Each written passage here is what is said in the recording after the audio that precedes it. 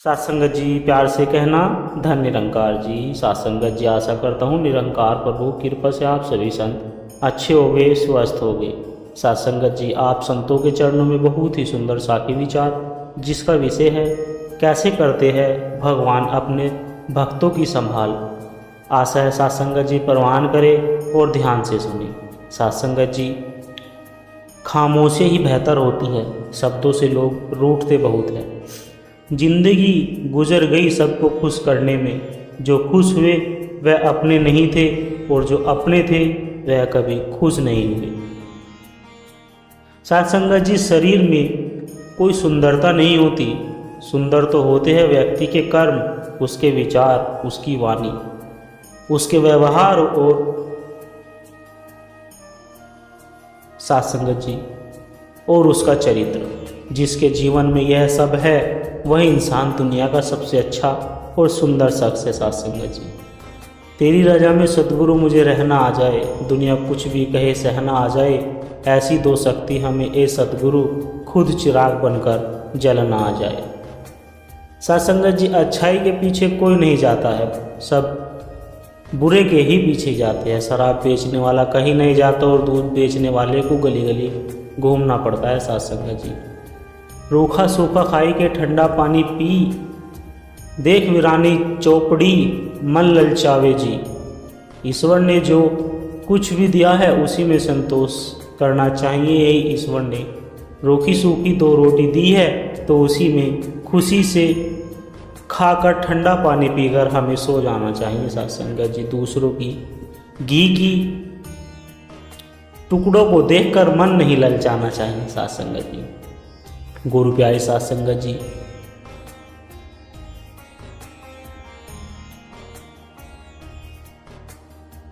ईश्वर की व्यापकता। सात संगत जी एक दिन की बात है, स्वामी रामकृष्ण परमहंस जी माँ काली की मूर्ति के सामने गहरे ध्यान की अवस्था में बैठे अर्थ पुकार रहे थे। उनकी आंखों से लगातार आंसू बहते जा रहे थे। सात संगत जी और वह लगातार मन बुदबुदा रहे थे। इसी बीच उनका एक उपदेशक केशव चंद्र सैन जिनकी मूर्ति पूजा में विश्वास नहीं था, परमहंस जी से मुलाकात करने के लिए गए। परमहंस जी का ध्यान टूटा तो केशव चंद्र ने उनसे पूछा कि परमहंस जी माँ काली के अन्य भक्तों के रूप में मैं आपका आदर करता हूँ, परंतु एक गोबर की मिट्टी की मूर्ति के सामने माँ माँ करके बच्चों की तरह रोना मेरी समझ से परे है। यह कौन सी भक्ति है? यह आप जिसे महान संत की ख्याति के रूप में नहीं हो। तब परमहंस जी ने कहा कि व्यक्ति वही देखता है जो उसके मस्तिष्क में भरा होता है। जिसके मस्तिष्क में गोबर मिट्टी इत्यादि भरी होती है वो मूर्ति में गोबर और मिट्टी ही देखते हैं। ऐसा संगत जो ईश्वर के चिंतन में डूबा रहता है उसे हर तरफ ईश्वर की ही ईश्वर दिखाई देता है। साथ संगत सच्चा भक्त मूर्ति को मात्र पत्थर मानकर ही नहीं बल्कि ईश्वर की व्यापकता पर ध्यान केंद्रित करता है। सात संगत जी एक बार श्री राम ने कहा कि लक्ष्मण मेरे और सीता के बीच एक विवाद हो गया है, तुम न्याय करो। सात संगत जी लक्ष्मण जी मान गए जब श्री राम ने कहा कि मैं कहता हूँ कि मेरे चरण सुंदर है, सीता कहती है कि उनके चरण सुंदर हैं। तुम दोनों के चरणों की पूजा करते हो, अब तुम ही फैसला करो कि किसके चरण सुंदर है। सात संगत जी तब लक्ष्मण जी बोले आप मुझे इस धर्म संकट में मत डालिए। तब श्री राम ने समझाया तुम बैरागी हो, निर्भय होकर कहो किसके चरण सुंदर है। सात संगत जी राम के चरणों को देखते हुए लक्ष्मण जी बोले कि माता इन चरणों से आपके चरण सुंदर हैं। माता सीता खुश हुई, पर लक्ष्मण जी बोले माता आप खुश मत हो, भगवान राम के चरण हैं तभी आपके चरणों की कीमत है। अब राम जी खुश हो गए। तब लक्ष्मण जी बोले आप दोनों को खुश होने की ज़रूरत नहीं, आप दोनों के चरणों के अलावा भी एक चरण है जिसके कारण ही आपके चरणों की पूजा होती है। सात संगत जी यानी वह है आचरण। आपके चरण सुंदर है तो उसका कारण आपका महान आचरण है। व्यक्ति का आचरण अच्छा हो तो उसका तन और मन दोनों ही सुंदर होते हैं और वह संसार में आपके नाम की अमिटर हो जाते हैं। साथ संगत जी, भक्त के जीवन में दो ही शब्द है जो सारा जीवन उन्हें इन दो शब्दों के बीच में बिताना चाहिए। एक है हरि कृपा और दूसरा है हरि इच्छा। साथ संगत जी, यदि आपके मन में अनुकूल है तो समझ लीजिए कि हरि कृपा, और जब मन के अनुकूल न हो तो हरि इच्छा समझ लीजिए। साथ संगत जी, कितनी बढ़िया बात है। हरि कृपा माने हरि जो इच्छा है उसे उन्होंने पूरा कर दिया, और हरि इच्छा माने जो इच्छा हुई वह उन्होंने हित किया। जो चाहे हमारी इच्छा भी पूरी करे या अपनी इच्छा हमसे पूरी करवाए, चाहे आत्मा की इच्छा पूरी हो चाहे परमात्मा की इच्छा पूरी हो, हमारे जीवन में कोई द्वंद्व नहीं होनी चाहिए। साथ संगत जी, क्योंकि हमारे परमात्मा तो सदैव हमारा भला ही चाहते हैं। साथ संगत जी, यदि किसी के मन में रोशनी हो तो चोर वहाँ जाते नहीं, यदि किसी के घर में रोशनी हो तो चोर वहाँ जाते नहीं, और अगर चौकीदार जाग रहा हो तो चोर उधर झांकने की कोशिश भी नहीं करेंगे। अब इससे हम ऐसे समझे कि मन हमारा घर है, सिमरन रोशनी और बुरे विचार चोर। साथ संगत जी, तथा लगातार सिमरन करना चौकीदार का जागना है। सोते जागते लगातार सिमरन करते हुए चलते रहना चाहिए ताकि नेगेटिव विचार वाले चोरों का अंदर दाखिला ना हो सके। साथ संगत जी, जब हनुमान जी लंका जाकर लौटे तो श्री राम जी ने पूछा, हनुमान तुमने फलों को क्यों खाया और पेड़ों को क्यों उखाड़ दिया? तब श्री हनुमान जी ने कहा कि प्रभु मैंने फलों को नहीं खाया, फलों को तो आपने खाया। राम जी ने कहा कैसे?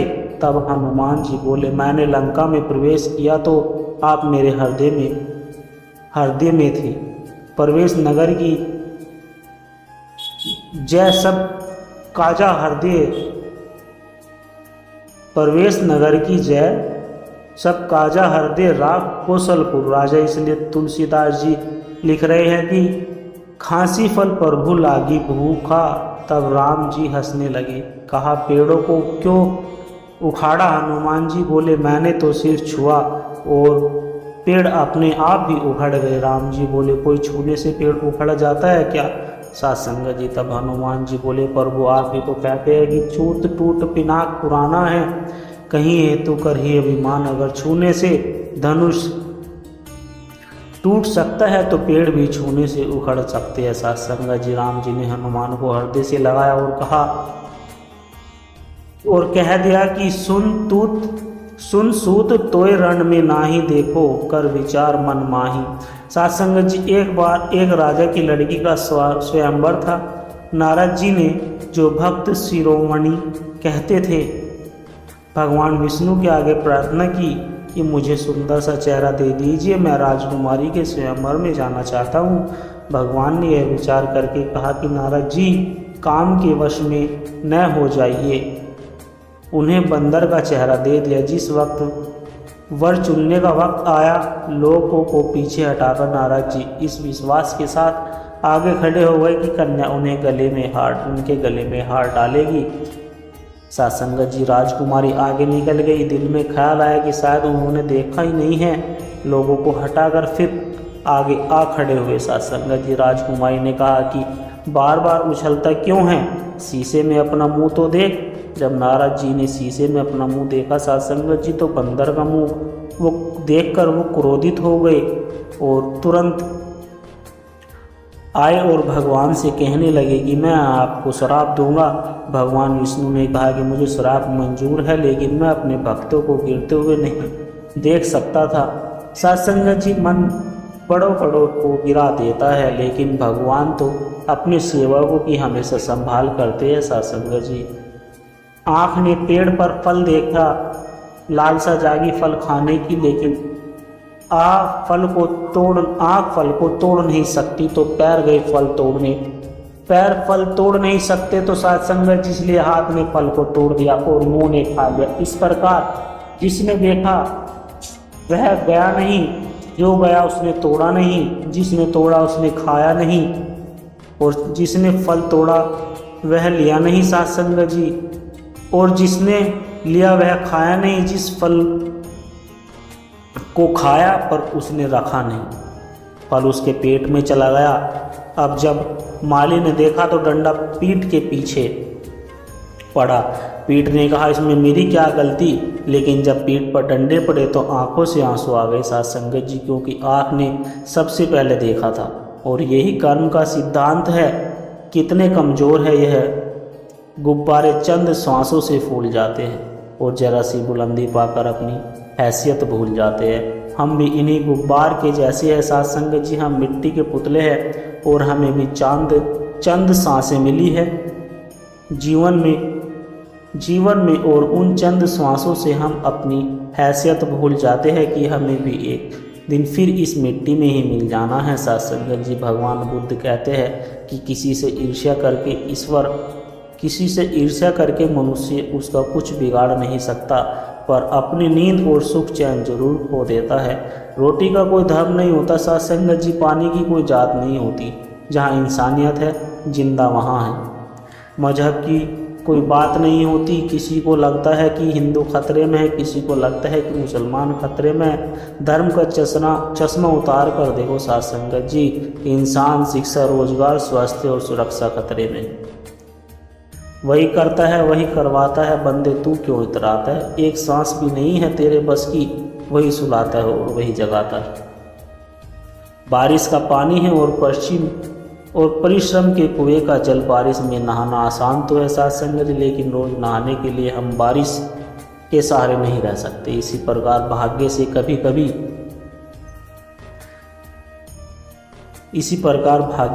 कभी चीज़ें तो आसानी से मिल जाती है, किंतु हमेशा भाग्य के भरोसे नहीं जी सकते।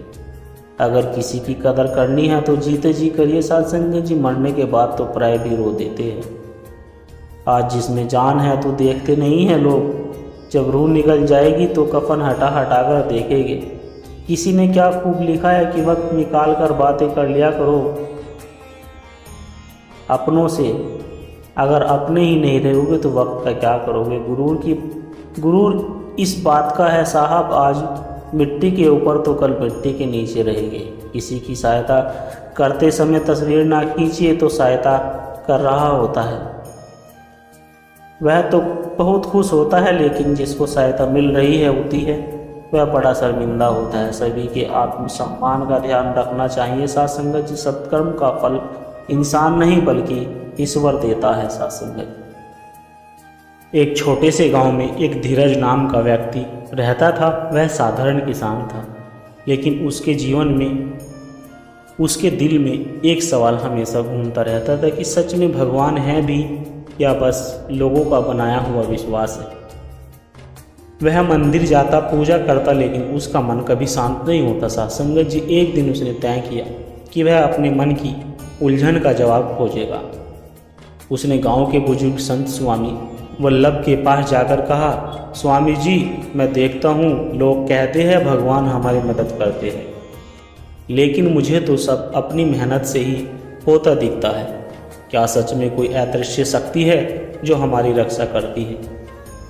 स्वामी जी मुस्कुराए और बोले, तुम्हें कल सुबह जंगल में अकेले जाना होगा और जो भी अनुभव होगा वही तुम्हारे सवाल का उत्तर होगा।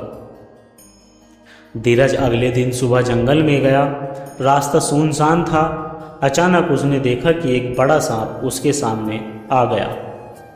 उसका दिल जोर से धड़कने लगा, लेकिन उसी समय ऊपर से एक शाखा टूटकर गिरी और सांप डरकर भाग गया। धीरज ने सोचा, यह तो बस संयोग है। वह आगे बढ़ा और एक पुराना पुल पार करने लगा। जैसे ही वह पुल के बीच पहुंचा, नीचे का एक तख्त टूट गया, लेकिन उसने सहज रूप से पास की बेल पकड़ ली और गिरने से बच गया। उसने फिर सोचा, अजीब है, मैं ठीक समय पर कैसे बच गया। साध संगत जी, थोड़ी देर बाद धीरज को प्यास लगी। पास ही एक कुआं दिखा, लेकिन उसके पास रस्सी नहीं थी। तभी एक बूढ़ा लकड़हारा आया जिसके पास पानी और रस्सी दोनों थे। उसने धीरज को पानी पिलाया और कहा, बेटा मुझे तो समझ नहीं आया कि आज मैं इस रास्ते क्यों चला, लेकिन लगता है ऊपर वाले ने भेजा। यह सुनकर धीरज के मन में बिजली सी कौंध गई। उसे याद आया कि सांप का भागना, पुल पर बचना, पानी मिलना, ये सब क्या सिर्फ संयोग था या सच में कोई अदृश्य हाथ उसकी रक्षा कर रहा था। वह शाम को स्वामी जी के पास पहुंचा और बोला, स्वामी जी आज मुझे समझ में आया कि भगवान हर पल हमारे साथ, बस हम उन्हें पहचान नहीं पाते।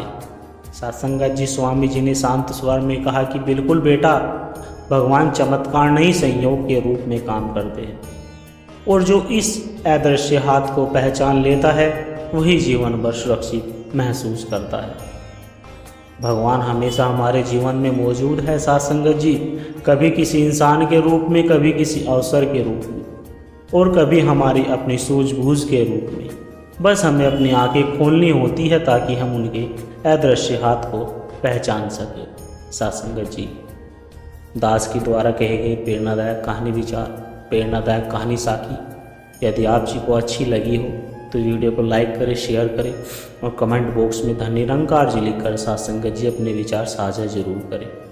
और दास के चैनल को भी सब्सक्राइब जरूर कर ले सत्संगत जी, और दास को आशीर्वाद दे। हर रोज़ आप जी के चरणों में ऐसे ही सुंदर सुंदर प्रेरणादायक साखी लेकर आता रहूं। सत्संगत जी, प्यार से कहना, धन निरंकार जी।